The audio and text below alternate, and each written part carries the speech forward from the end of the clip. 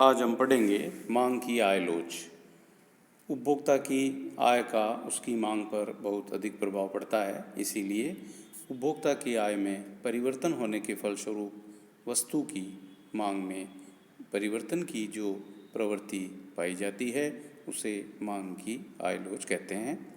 उपभोक्ता की आय में आनुपातिक परिवर्तन होने के कारण वस्तु की मांग में हुए आनुपातिक परिवर्तन का अनुपात ही मांग की आय लोच कहलाता है।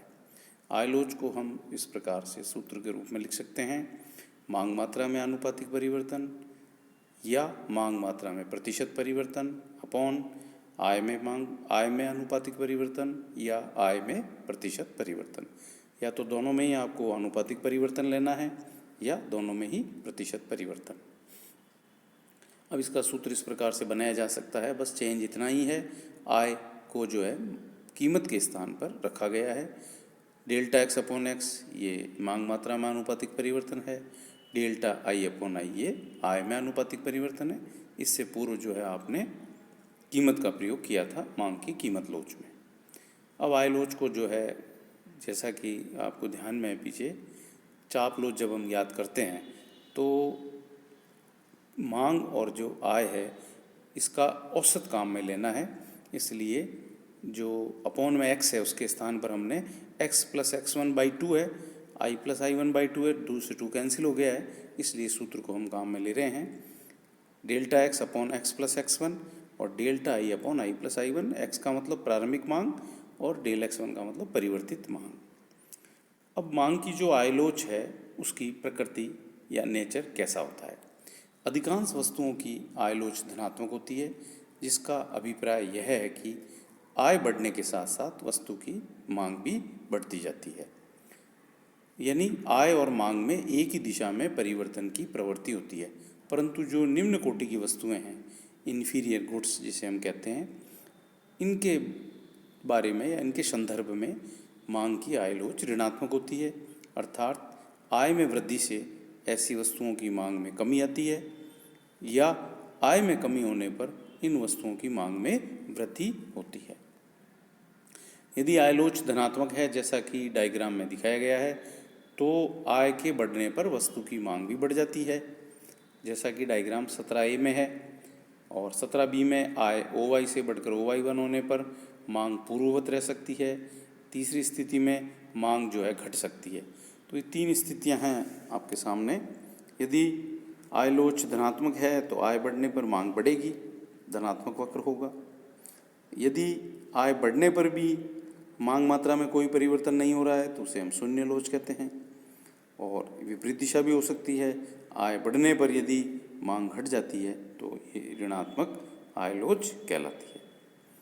तो जो ये आय लोच है, जैसे कि गुड़ है उसकी आय लोच को दर्शाया गया है, तो तीनों ही स्थितियां इसमें काम में ली गई हैं कि आय के प्रारंभिक स्तर पर लोच को धनात्मक रखा गया है, यानी आय बढ़ने के साथ साथ मांग बढ़ रही है। फिर एक सीमा के बाद आय बढ़ने पर लोच जीरो है, यानी मांग में चेंज नहीं आ रहा है। और फिर और आय यदि बढ़ जाती है तो वही आय लोच है वो ऋणात्मक हो जाती है, यानी आय बढ़ने पर भी जो है मांग जो है घट रही है, ऐसी स्थिति भी सामने हो सकती है। तो अब मांग की जो है इस आय लोच की श्रेणियाँ, जिस प्रकार आपने कीमत की लोच की विभिन्न श्रेणियाँ पढ़ी थी, ठीक उसी प्रकार आय लोच की भी 5 श्रेणियाँ हैं। पहला है मांग की अनंत लोच, अनंत आय लोच, इनफाइनेट है। जब उपभोक्ता की आय में बहुत ही सूक्ष्म परिवर्तन होने पर उसकी मांग में असीमित परिवर्तन हो जाता है तो उसे हम मांग की अनंत आय लोच कहते हैं। ऐसा आपने कीमत लोच में भी पढ़ा था। पूर्णतया लोचदार मांग जो है इसमें ई की वैल्यू है अनंत होती है। डायग्राम 19A आप देख सकते हैं, इसमें ए जो है वो एक्स अक्ष के समानांतर एक ग्राफ है। इसमें आय में परिवर्तन नहीं दर्शाया है, यानी आय में परिवर्तन जीरो है, उसके उपरांत भी मांग मात्रा में परिवर्तन हो रहा है, इसलिए जो है आय लोच अनंत है। अब बात आती है दूसरी सेकंड, मांग की आय लोच इकाई से अधिक। इकाई से अधिक ये कब होती है? जब आय में आनुपातिक परिवर्तन वस्तु की मांग में हुए आनुपातिक परिवर्तन से अधिक होता है तो मांग की आय लोच इकाई से अधिक कहलाती है, यानी मांग मात्रा का परिवर्तन आय में हुए आनुपातिक परिवर्तन से अधिक है।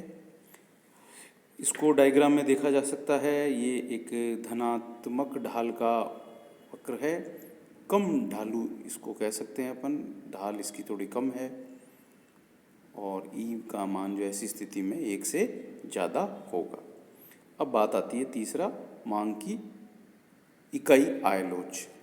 जब आय में प्रतिशत परिवर्तन और मांग में प्रतिशत परिवर्तन दोनों बिल्कुल बराबर होते हैं, ऐसी स्थिति में डेल्टा एक्स अपॉन एक्स और डेल्टा वाई या आई अपॉन आई की वैल्यू 1 होती है, तो मांग की लोच जो है वो इकाई के बराबर मानी जाती है। एक जो इसका वक्र है, बिल्कुल अपन ये कह सकते हैं 45 डिग्री की जो रेखा एक होगी, एक्स एक्स और वाई एक्स दोनों से 45 डिग्री का कोण बनाती है। धनात्मक ढाल की रेखा है, डेल्टा आई और डेल्टा एक्स की जो वैल्यू है वो बराबर है। अब तीसरी लोच आती है मांग की आय लोच इकाई से कम। जब आय में आनुपातिक परिवर्तन कीमत में हुए आनुपातिक परिवर्तन से अधिक होता है, या यूं कह दें मांग में आनुपातिक परिवर्तन आय से कम है, तो इकाई लोच 1 से कम होगी। रिजल्ट जो है भागफल 1 से कम कब आता है, आप सब समझते हैं, जब अंश और हर जिसे अपन कहते हैं भिन्न में, जब अंश की वैल्यू हर से कम है तो रिजल्ट है वो 1 से कम होगा। जैसे मान लीजिए आय में 10% चेंज आ जाए और मांग में जो है केवल 5% ही परिवर्तन आए, तो उसको हम क्या बोलेंगे, बेलोचदार या कम लोचदार, यानी इकाई से कम लोचदार मांग है। इसका आरेख आपके सामने है, अधिक ढालू एक रेखा है, इसमें डेल्टा एक्स की वैल्यू जो है वो डेल्टा वाई से कम है। अब इसकी पांचवी जो श्रेणी है वो है मांग की शून्य लोच।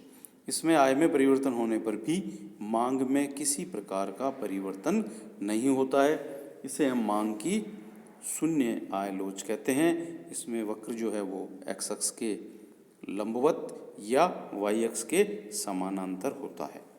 तो जैसा कि कीमत लोच की 5 श्रेणियाँ होती हैं, ठीक उसी प्रकार मांग की आय लोच की भी ये 5 श्रेणियाँ हैं और इनके आरेख जो है आपके समक्ष हैं।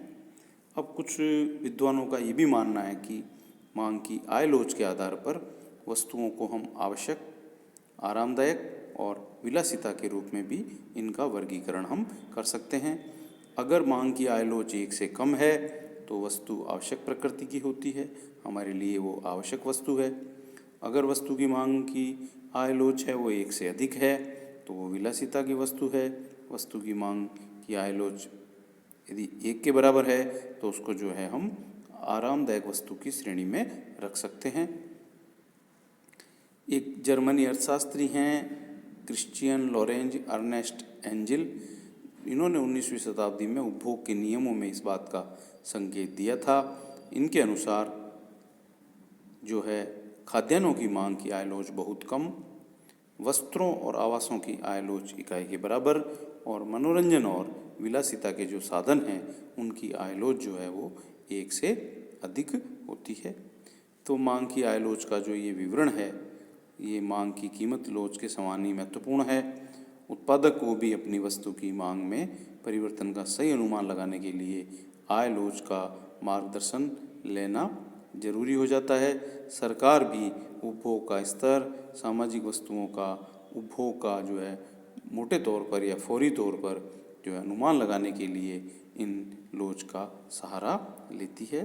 तो ये जो एक महत्वपूर्ण टॉपिक था मांग की आय लोच।